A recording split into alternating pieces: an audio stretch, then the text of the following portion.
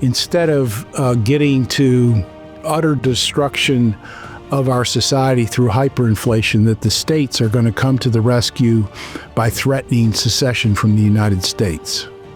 This is Kaiser Johnson with Liberty and Finance, and these are the Miles Franklin Weekly Specials for September 8th through September 15th, 2025, while supplies last. First this week, half-ounce gold eagles are just $89 over melt per coin. Next, assorted 1-ounce silver rounds are $1.59 over spot per ounce. To order our specials or any of the many other options we have available, call us at 1-888-81-LIBERTY. That's 1-888-815-4237. We're available after hours and on weekends, and we look forward to speaking with you. Welcome back to Liberty and Finance. I am privileged to welcome a returning guest who hasn't been on our channel for far too long. Mark Thornton is from the Mises Institute. He joins us today as Friday, September 12th, 2025. Mark, thank you for coming back on Liberty and Finance. Dunnigan, it's a pleasure to be with you. You have been interviewed in the past by my son Elijah. It's all his fault that I got into the podcasting business in the first place back in 2013 because as a homeschooler, he had the audacity to ask such questions as not just why is the sky blue, but where does money come from? And where does it get its value? And who gets the right to create it? And then who do they give it to? And how is this all fair? And I said, as most homeschool fathers might do, that's a great question. Why don't you do a research report on it and we'll talk about it by reviewing your work. And he came back to me deeply troubled. About a week later said, Dad, I'm stopping halfway through because if what I am learning is true, something is very wrong and I've got to start a podcast to let people know about this because people don't know this and they've got to know. So that's how he got into it and that's how I got into it. So thank you as being the Mises Institute as part of that whole story because they've been a wealth of information for people on the truth about reality of money and things that call themselves money but are not, and what people do when they're confronted with the reality, when they finally wake up, and what they should do sooner if they want to protect themselves from the hard knocks they're going to experience if they don't. So this is all greatly appreciated by our audience, and thank you for being here. You recently published a video presentation where you talked about how we are on the on-ramp to hyperinflation, and you explained very concrete steps that have happened throughout history when nations have gone down the road to hyperinflation, and the three main steps that occur and what the signs and signals are that people need to watch out for, because we get a lot of people calling us or writing us and saying, well, how long till the monetary reset? How long till the collapse? You guys have been talking about this forever. You've got a way of putting very pragmatic, reasonable, structured thinking to that. Very helpful, eye-opening. We'd love to talk about that. Also, you're recently written about the gold-silver ratio. That's been a fascinating interest to our audience as well. And finally, your most recent article just about to come out about black swans. Would love to hear more about that. So could you start us off with the on-ramp to hyperinflation and the steps that happen typically when that is occurring and where we are at currently in that process? Yes, Dunnigan. The two main ingredients to hyperinflation is a massive government debt, which is symbolized by the color red, and, of course, the ability to just print up money without any cost of production, which, of course, that's paper money. And in the United States, we have green paper money. And I noted on my talk that if you add the color red to the color green, you get the color brown. And I think that's very descriptive of the general direction of where we're going here. We have a massive debt. We have a massive interest payments on the government debt. That has exploded in recent years. We're borrowing trillions of dollars of additional money. We're spending beyond our means in terms of the federal government in the trillions of dollars. And, that has to be reversed or we continue on this road to hyperinflation. And the namesake of the Mises Institute, Ludwig von Mises, on observing the German hyperinflation, he said there's three stages And in the first stage, where the government is creating more money, but the people are used to the money being of a real tangible value, gold and silver, and so they'll accept the additional money that's being put into the economy. And when they increase their demand for money, it means that there's almost no effect on price inflation and the money doesn't depreciate. But And just so we can clarify, when you say people increase their demand for money, for example, wanting to put it into a savings account or that sort of thing and take it on and absorb that inflation of the monetary supply. yes, in your wallet, in your purse, in your checking account, in your savings account. Or perhaps foreign holders of the U.S. debt as well, or the other country's debt as well. Yeah, but it's basically just the money itself. And then eventually, if the government thinks it can get away with this, they will continue to increase the supply of money, but then people will start reacting in stage 2. They'll no longer increase their demand to hold money. They won't add to their checking accounts. They won't add to their savings accounts. They'll spend more. And so they speed up the money in the economy and prices start to rise. And as this process goes on into stage 3, where the government is continuing to increase the supply of money, but then in stage 3, people decrease their demand for money. So they're no longer adding to their accounts. They're actually reducing their checking and savings accounts. They're actually reducing their cash balances. They're spending more. And as a result, price inflation actually picks up. So the rate of higher prices increases. And this is when you enter stage 3, this is the very early stage of the road to hyperinflation. And it's of course, the massive amount of debt that accumulates in stage 1 and in stage 2. This could take just a couple of years, as in the case of Germany, or it may take place over a long period of time. But the commonality is the inability of the government to finance itself with taxes. And so as a result, they're borrowing more, and then as a result, they're printing more, and you get into a position where they are forced essentially to continue to print up more money, but people don't want to hold the money because they realize now they have new expectations with respect to the money. They're no longer willing to hold it. They want to spend it. And in doing so, they increase the prices of whatever they're spending it on. And of course, this process, as you know, most people have very little understanding of what causes inflation or how much inflation they're actually experiencing, how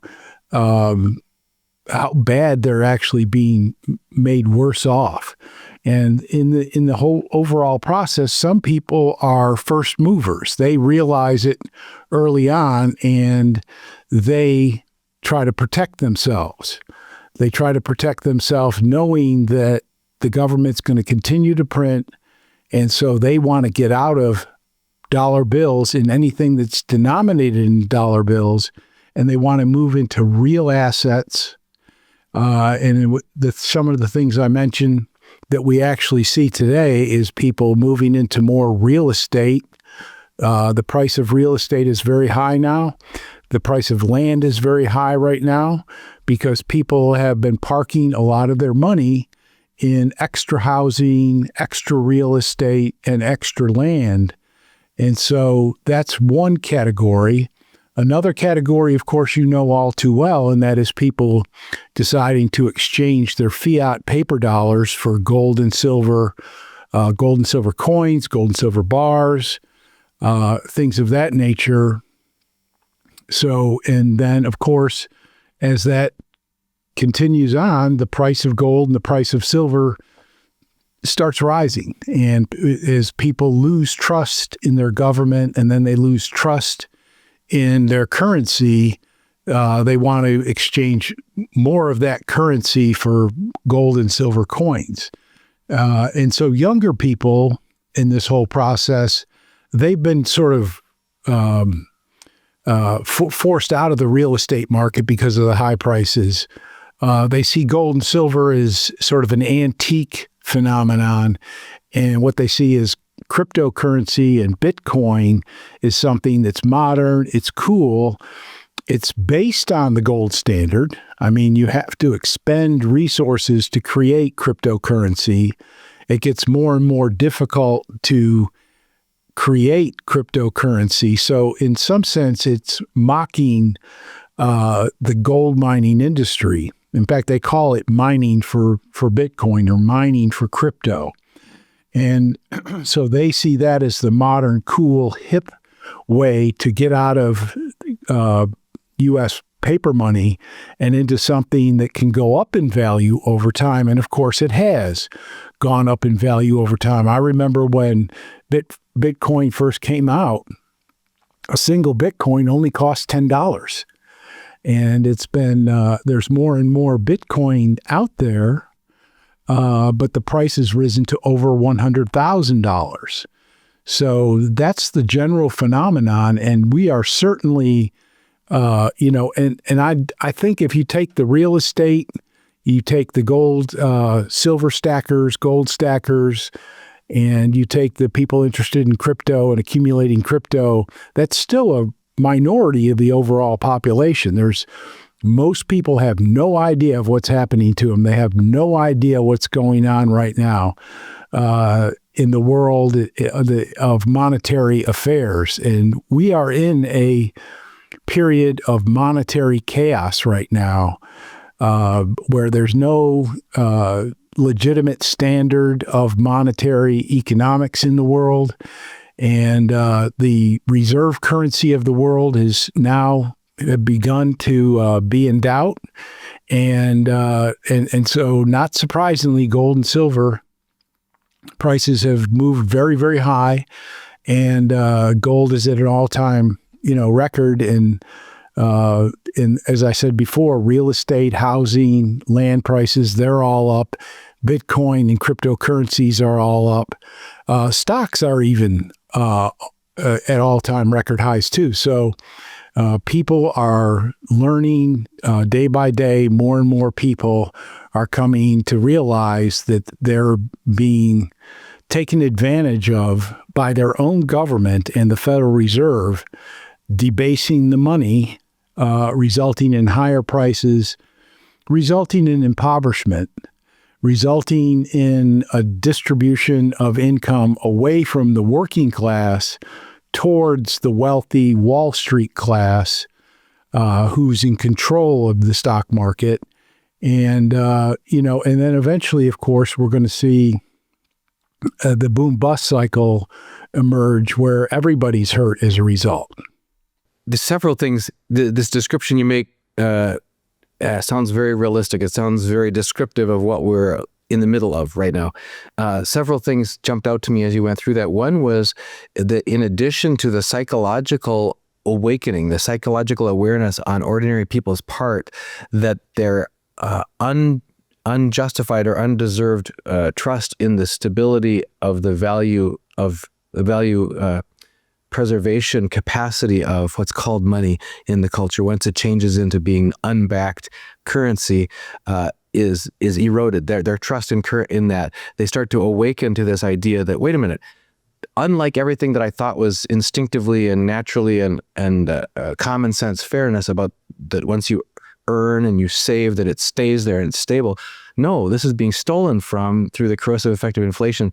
That then they run out of enchantment with that, and they want to divest themselves of this devaluing thing and get into something that holds its value. But the part that the little light bulb went on for me just now when you were describing that, and that is that with the acceleration of money velocity in your second stage there and the acceleration of prices, hard times come to people. People are really getting pinched. Retirees, like in the 55 plus community where we live, who thought they were soundly in retirement are now being told by their personal financial advisors, yeah, you better cut expenses or go back to work because your plan isn't working out quite right anymore. And or young people you mentioned can't afford a house. So you have all these subgroups of our culture that are all finding that hard times are upon them, this impoverishment that you described. So even their ability to be able to stockpile more cash if they wanted to, they can't. They're having to dip into their cash savings or checking accounts or whatever to pay the bills just to carry on their life. So we're seeing that even in the bullion broker business is that we get more and more calls for people selling than we used to, and fewer calls for people buying. And they say they wish they could afford it, but they just can't right now because times are so tough. They have to liquidate to pay their taxes. They have to liquidate because of medical expenses. They have to liquidate because they're going to have to move or various needs. It's or they're trying to help younger generation to afford to buy their starter home, that kind of thing. Any further thoughts from you on this combination of confluence of factors that it's beyond just the psychological awareness and the awakening that that's a depleting resource, but rather also at the same time just being impoverished to the point where they're no longer able to save. They're actually having to spend out their savings, just as the debting country has been racking up $1 trillion deficits as you described. Yes, if you haven't been stacking gold and silver, you might have a very large stock portfolio, and stock prices have so far continued to rise. And so you can feel good about that aspect of your life. And I think that a lot of people realize when they go to the grocery store, especially, and when they see their auto insurance, their homeowner's insurance, they can tell that the bills have gone up. In the past, with, inflation in the United States, your auto insurance and your house insurance and your property tax were always going up, but by a very small percentage. And you'd have to actually go back and look at your checkbook or your account to tell how much it had gone up. But now that those bills are going up significantly, and those people are not making it up. I mean, your auto insurance bill is going up because it costs more.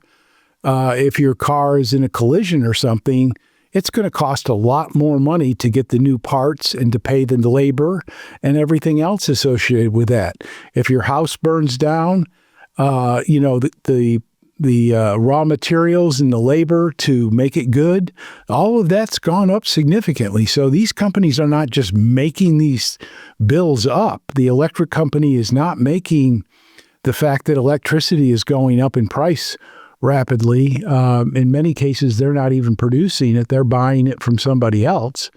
So, all of these things are very, very real. And when I look at all the government statistics and all the private statistics, and I look at the distribution of wealth and income in the United States, I see probably more than one half, maybe as high as 2/3 of the population who is experienced significant impoverishment since the COVID affair and the massive increase in the money supply that the Federal Reserve unleashed on the American population that was associated with that breakout of the COVID flu. And, trillions and trillions of dollars that greatly expanded the federal budget. And, our politicians, our so-called representatives, have never done anything to cut back the budgets after COVID. So they just continue on spending everything that they spent during the emergency, and then, of course, their regular 5 to 10 to 15% increase on everything. And so, that's just what they do. And normally, if it's just on trend, we have a hard time judging it. And this is the same thing that Mises was saying about the stages 1 and stages 2. If the inflation is low and the inflation is steady, we don't really pay much attention to it. We don't react to it. We just do the same thing over and over again, which is perfectly reasonable and rational. I mean, that's the way humans are. And it takes a while for us to catch on to what the government is up to and what those people at the Federal Reserve, what they're actually up to. They don't seem to care at all about the American middle class, the working class. They'll talk about their dual mandate about labor and inflation, but that's not it at all. They're two mandates. The true mandates are to finance the government debt. Okay, that's the big thing that they're into, is to finance the government debt.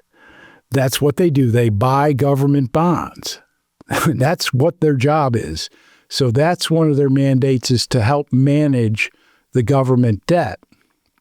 And the other is to bail out Wall Street, to bail out the stock market, to keep interest rates low so stocks go up in value. And then when the stock market crashes or the banks get in trouble, the Fed comes in and bails out the banks, the big banks who work for the Fed, and the stock market, which is where they get their people from. Jay Powell was from, Wall Street. So that's how it works. So when they talk about, the dual mandate is making sure inflation is under control and making sure everybody gets a job, that is a total BS story. Oh gosh, there's so much. Everything you're saying, it just triggers reality with interviews we've had. We talked with Dr. Judy Shelton, who was part of the Trump first administration. She talked about Bernanke and others behind doors with Greenspan, and talking about this admission that the maintaining of stable prices, they said, why don't we look at that as actually maintaining a stable rate of inflation, because that's what people, and I think it was Yellen who said that makes people actually feel better, to know that their numbers on their paycheck are going up, or that sort of thing, or their statements. So that idea that people actually appreciate it when they see the numbers get bigger. So we should keep debasing the currency out of our consideration for the common man, rather than holding to the value of the currency steady. There's so many aspects of that. In your article recently, you also talked about geopolitical chaos, tariffs and sanctions and other reasons besides simply this drunken sailor debting and debasement of the currency, why there's a mass pivot away from trust and faith in the dollar or the U.S. Treasury. Can you underscore that so people understand there's more going on here than just impoverishment through debasement? Yes, this is all tied together, really. It's monetary chaos, but this is also a very militant, aggressive world that we live in right now. And things like tariffs and sanctions, these are aggressive moves on the part of one government against another government. And we're, of course, big players in this. We're the number one country in terms of sanctions. And now we've dropped our free trade, our relatively free trade heritage, in favor of just personal vendetta type tariffs. And of course, also one of the things that kicked off this period of monetary chaos and the subsequent big increase in gold and silver prices was when we sanctioned the Russians, and we, in essence, took their U.S. holdings of Treasuries, their reserves of their central bank. We just took them as part of our sanctions of Russia. And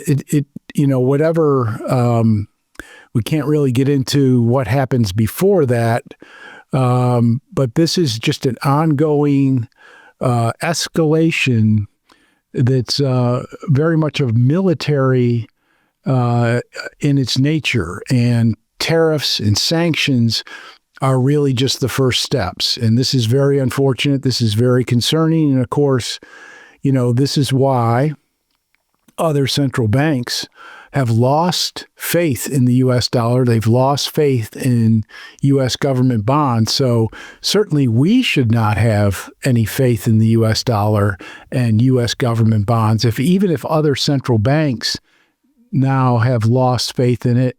And of course, just recently, as you know, gold has become the number one reserve asset on the balance sheets of central banks. So the central banks around the world are dropping U.S. Treasuries, long-term, medium-term government bonds and debt in favor of holding gold. And, I can't blame them. It makes perfect sense. I mean, gold was always, the number one asset, international reserve asset for both the private sector and the public sector.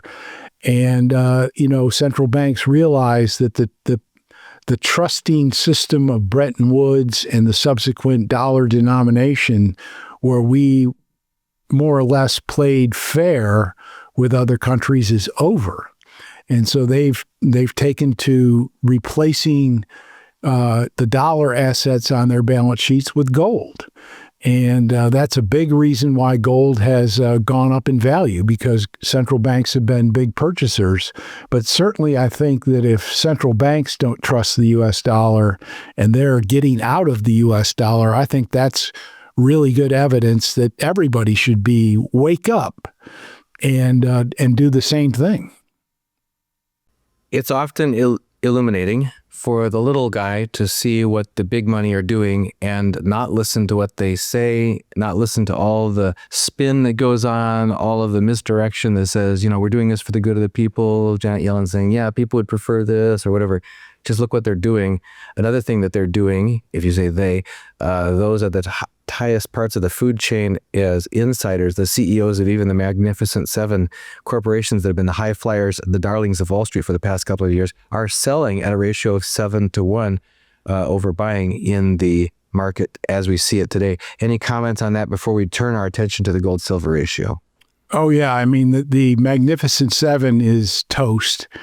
I think that, that it's very soon that whole thing is going to roll over.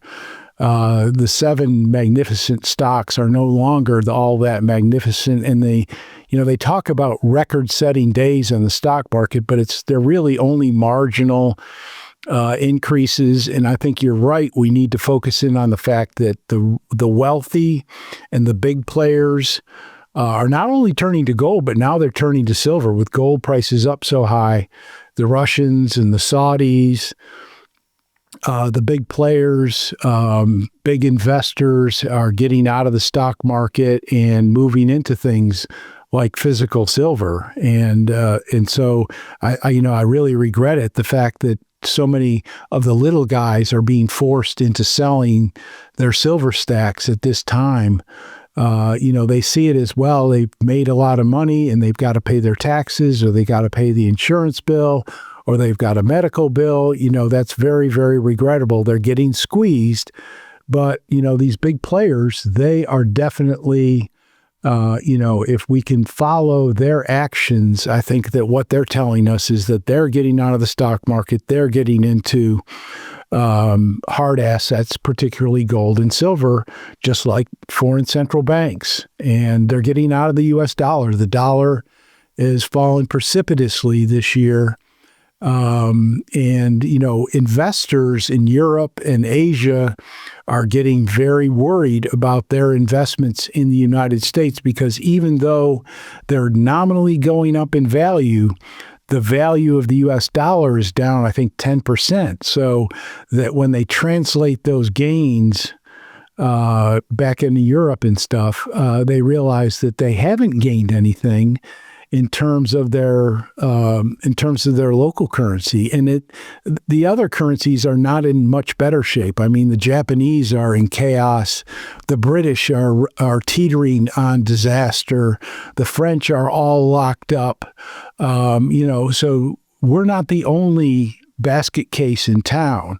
This is something that's going on around the world, and many of the major countries in the world, especially the allies of the United States, are in serious trouble. Germany is trying to print its way out of a deep, dark recessionary period. So, things are the real economy is showing the adverse effects of this constant inflation and debt. And when the real economy contracts, when you see stagflation or when you see a recession or a stock market crash, and the economy is not able to produce as much, it can't employ as much labor because there's not enough savings left in the economy, then there's not enough money for payroll, there's not enough money for investment, and the economy produces fewer goods, and it doesn't matter what the government does to hand out stuff to people, we're just not going to be producing very much, and everybody's going to feel that pain. One of the things you mentioned there was the awakening that happens when your activities or assets look valuable when priced in U.S. dollars, these declining U.S. dollars. But then when you convert back into real things, you realize how impoverished you are. That awakening has not been missed on the part of international holders of either U.S. Treasuries or U.S. dollars, and they're divesting, as you have said in your talk recently, the two curves of what percent of international holdings are in U.S. Treasuries has been declining. The amount of foreign holding of central banks in gold has been increasing, and we just hit a crossover point. Do you want to touch on that before we move on? Yeah, I mean, the fact that central banks don't trust other central banks and they want to be more independent and less dependent on each other, I think is very, very significant. It's probably, a smart move. It's probably a good move that individual central banks are actually have more gold on their balance sheet. But it's a very bad sign. It's a sign that the existing system is breaking down. It's all based on trust and confidence. It's all based on that trust and confidence. Trust in the dollar, confidence in the dollar. And the dollar has fallen significantly. And everybody, the big investors who, that their wealth is dependent upon that, they see the big fall we've seen in the dollar index this year. And the dollar index is just a relative measure versus the other currencies. And the other currencies are falling in terms of their purchasing power. So there's a mad scramble. And chaos has not, broken out. It's not at a riotous stage at this point because not a lot of people have caught on to the problem, and most people have not caught on to the real solution. We've been interested in talking with you briefly. I know we're running long on time, but about your observations about the gold-silver ratio. You talked about that when you appeared on our channel a long time ago with my son Elijah. Can you update us on your latest observations about the gold-silver ratio and why people should pay attention? Yeah, I did an experiment back in May, I think it was. The gold-silver ratio was really in very high-level territories. It was more than 100 ounces of silver to equal 1 ounce of gold. And so I went through the motions of making that exchange where I took 1 ounce of gold, I traded it in, and then purchased 100 ounces of silver. And you think, well, what's the difference? Why bother with that? Well, I felt that we were very much in a stage where the metal prices were both going up, and that because the gold-silver ratio was at historic high levels, that ratio was going to fall, and it has fallen. I think I started it was like 104 to 1, and it's now somewhere like 86 to 1 over a 3-month period. Now, of course, both of the metals have increased, but it means that silver has increased relative to the increase in the price of gold. So if you do the accounting on it, it would be like, I took 1 ounce of gold, I got 100 ounces of silver, and my 100 ounces of silver cover the increase in the price of gold, plus I have the equivalent of 14 extra ounces of silver. So it was a good move. And, some of that's based on luck or interpretation of the market. But we were at extremely high levels. It's anything over 100 is historically high, and it's fallen down into the mid to upper 80s at this point. And I expect it to continue to fall. If this policy agenda by the Fed and other central banks continues, I expect that ratio to fall, for both metals to continue to rise unevenly over time, and for the silver to increase in relative value over time. And of course, I don't know how far that's going to go. I mean, Washington could fix this situation. They could cut spending dramatically. They could stop the printing presses. They could stop paying public employees and cut back on their payments to Social Security benefits and so forth, cut the military. I don't think they're going to do that, but eventually this is going to get very, very serious. And if we do get into hyperinflation, I mean, you could see the gold-silver ratio falling down to like 20. I don't think that's going to happen. I hope that's not going to happen. But there's a long ways to go from where we are right now to plausibly what probably is going to happen. Help us connect the dots there in your thought process. Why would hyperinflation tend to correlate with a falling gold-silver ratio?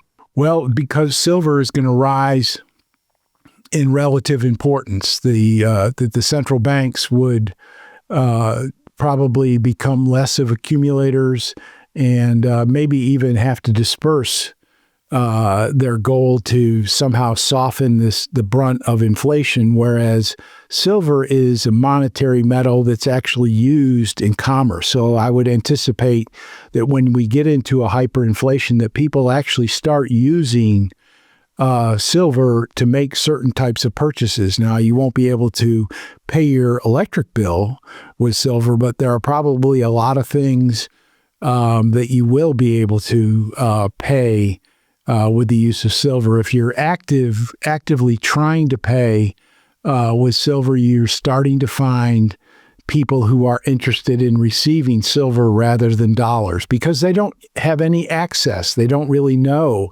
They don't watch the show, man. So we need to get more people aware of all this so that they can help themselves. But I've noticed that, people are very appreciative to get silver tips, and other people are appreciative of being paid in silver. So, and that's with a 3% supposed rate of inflation.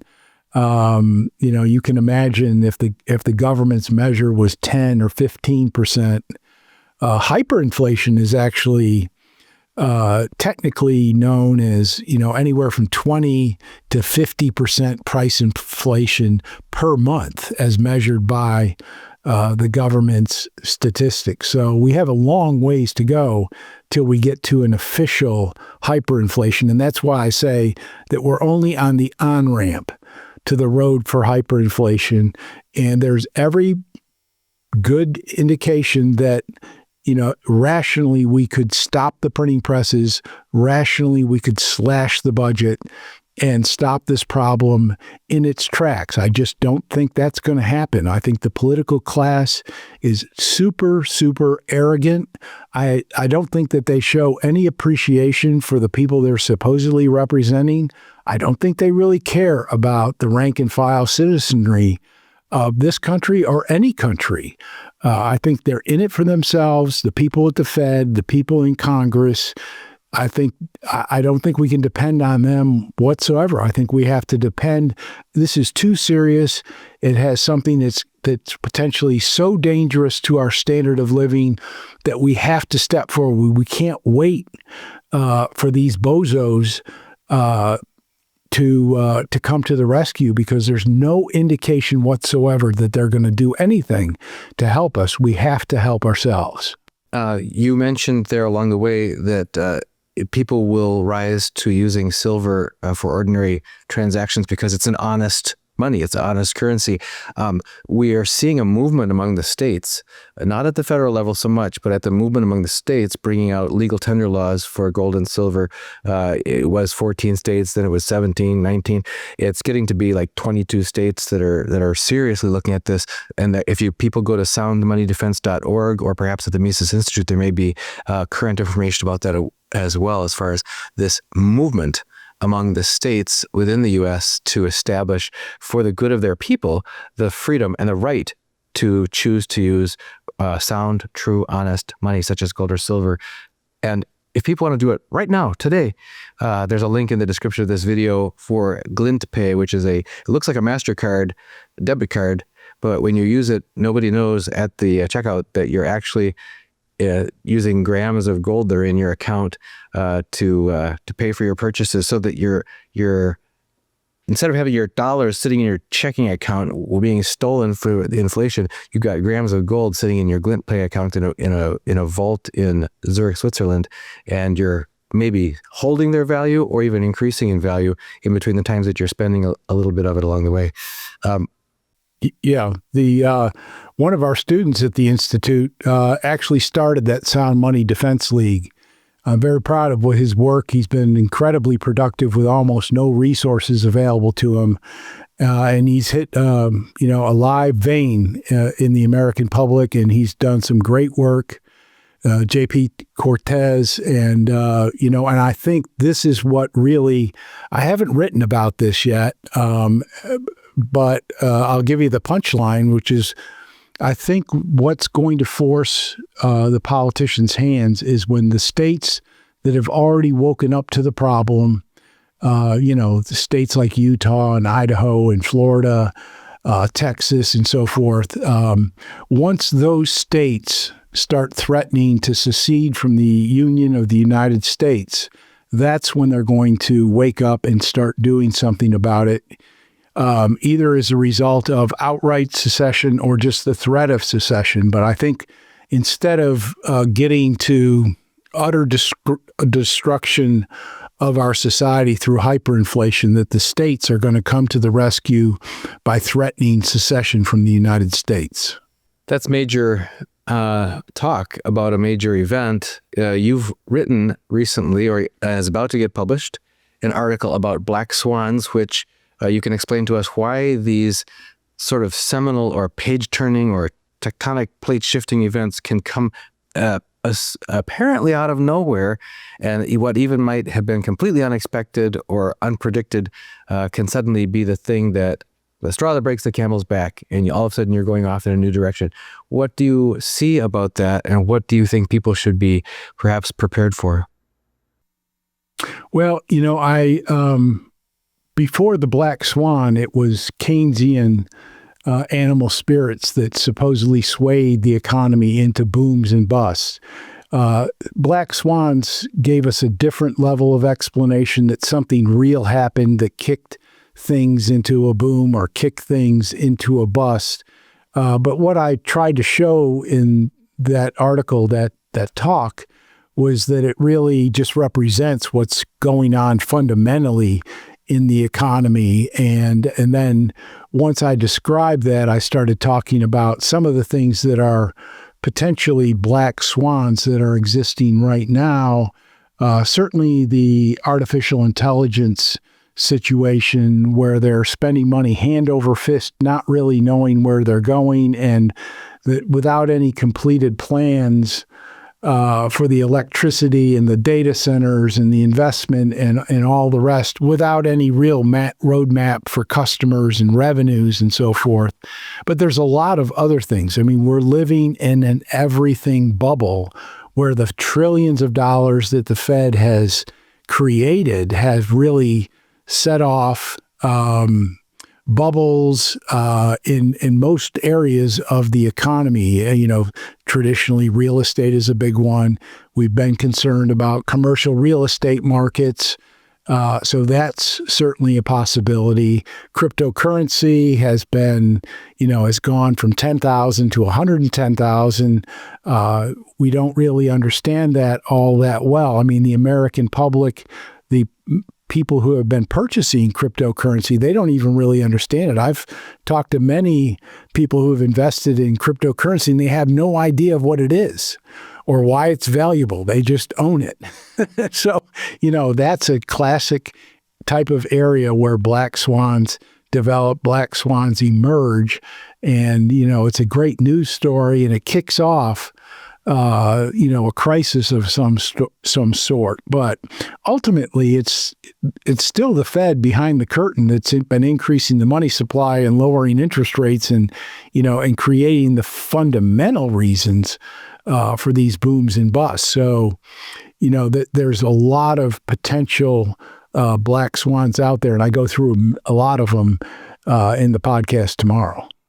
We'll put a link to that podcast in the description of this video for those who want to follow up on that. And for people who want to find out more about what they can learn at the Mises Institute, how should they get connected with that and your work? Well, we have one of the largest economic web pages in the world. It's mises.org. We have tons of articles. We have like 5 podcasts. We publish books and newsletters. We have tons of video and audio lectures and information sources. As I said, we publish books. We sell books that are discounted price on everything that's important in the economy. So you really, like with your program, your viewers need to go to Mises.org and get informed, stay informed. You can subscribe for free. There's no, we don't charge for any of our services other than the books and other than our conferences. And we have conferences dedicated to students and professors and the general public. So please come and check us out. I'm sure you'll be glad you did. Ludwig von Mises was the major champion over the last 200 years for the gold standard. And he knew all the reasons why the gold standard was so important for peace and prosperity and increases in the standard of living. And, and that's what we're dedicated to here. About 3 times or so during our whole talk today, you mentioned, unless people take this action, unless they, like early movers, move out of harm's way, give everyone a clear idea of what you're thinking that is available for people who want to take action. I mean, it's never too late to do what you can do now. We don't have the past, we have today. What is it that people, in your view, can and should do to take care and protect their families' futures? When you look at the alternatives, government bonds are not going to be a very good alternative. I think real estate is overblown at this point and artificially inflated. And I don't trust cryptocurrency at these levels. So the only real, tangible, reliable asset, I think, is gold and silver, hard assets in general. But I think the easiest and thing that anybody can independently do without relying on anybody else except yourself is to get on the phone, get in contact with a reputable dealer, get some input from other people who know what they're doing in this market, get some recommendations from other people, and start getting on your own personal gold standard, gold or silver standard, and start diversifying away from anything that's dollar denominated. Well, we've been so grateful. Mark Thornton from the Mises Institute, thank you for coming back on Liberty and Finance and reminding us of all the resources that are available there. We're grateful for your presence here. We'll make sure that it's not as long as it has been until the next time we have you back on. My pleasure, Dunnigan. This is Kaiser Johnson with Liberty and Finance, and these are the Miles Franklin Weekly Specials for September 8th through September 15th, 2025, while supplies last. First this week, half-ounce gold eagles are just $89 over melt per coin. Next, assorted 1-ounce silver rounds are $1.59 over spot per ounce. To order our specials or any of the many other options we have available, call us at 1-888-81-LIBERTY. That's 1-888-815-4237. We're available after hours and on weekends, and we look forward to speaking with you.